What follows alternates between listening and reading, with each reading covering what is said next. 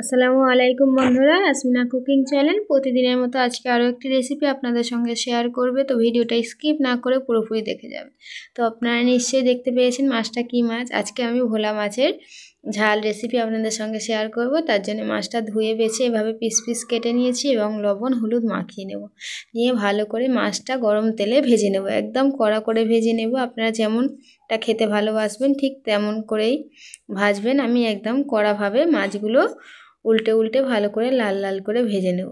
তো দেখুন বন্ধুরা, মাছগুলো আমি একটা একটা করে উল্টে নেব। নিয়ে তারপর আমি হাঁড়িতে তরকারি বসানোর জন্য যে উপকরণগুলো লাগে, বেশি কিছু লাগবে না। শীতের সময় তো অনেক রকমই সবজি পাওয়া যায়। আপনারা যদি পেঁয়াজ কুচি দিতে চান পেঁয়াজ কলি দেবেন, তাহলে আমি এখানে তার বদলে পেঁয়াজ ব্যবহার করছি, যেটা তরকারিতে ব্যবহার হয়। পেঁয়াজ, ধনিয়া পাতা, টমেটো, আপনারা ক্যাপসিকামও দিতে পারেন। নদীর মাছের সঙ্গে ক্যাপসিকামটা আসে, খুব খেতে ভালো লাগে। এবং আমি দিয়ে দিলাম আদা রসুনের পেস্ট। এখানে লঙ্কা গুঁড়ো স্বাদ অনুযায়ী দেবো, আর কাঁচা লঙ্কা তো দেবই, তার জন্য লঙ্কা গুঁড়োটা কম দিলাম। এবারে লবণ দিয়ে দিলাম, সরিষার তেল দিয়ে দেবো। তার আগে আমি 1 চা চামচ হলুদ গুঁড়ো দিয়ে দিলাম। এবারে পরিমাপ মতো এখানে আমি তেলটা দিয়ে দিলাম। আপনারা যদি তেলের পরিমাপটা কম বেশি করে নিতে চান তো কম বেশি করে নিতে পারেন। তো এবারে আমি তেল ছাড়ার জন্য কিছুটা পরিমাণ জল অ্যাড করে দেব, দিয়ে আমি এটা রান্নার জন্য বসিয়ে দেব।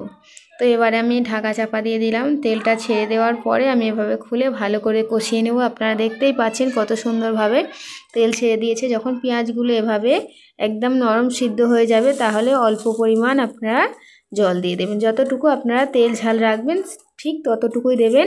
তো আমি এখানে মাছগুলো দিয়ে দিয়েছি, দেখতেই পাচ্ছেন একদম তেল তেল হয়ে গিয়েছে ভোলা মাছের ঝাল রেসিপিটা। এবারে একটা বলে আপনাদেরকে দেখিয়ে দিই কত সুন্দর লাগছে। দেখুন এই ভোলা মাছের তরকারিটা অবশ্যই খেতে ভালো লাগে। এই মাছগুলো যত বড় বড় মাছ হয় টেস্ট তার ততটাই বেশি হয়।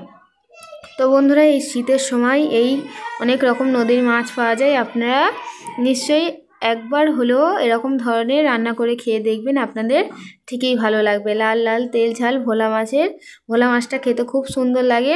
আপনাদের হয়তো অনেকেরই পছন্দ না, কিন্তু যারা খান একবার হলেও রান্না করে দেখবেন, আপনাদের মাছটা খুব ভালো লাগবে খেতে। তো বন্ধুরা, ভিডিওটি যদি ভালো লেগে থাকে লাইক কমেন্ট শেয়ার এবং অবশ্যই করে সাবস্ক্রাইব করে আমার চ্যানেলটি পাশে থাকবে।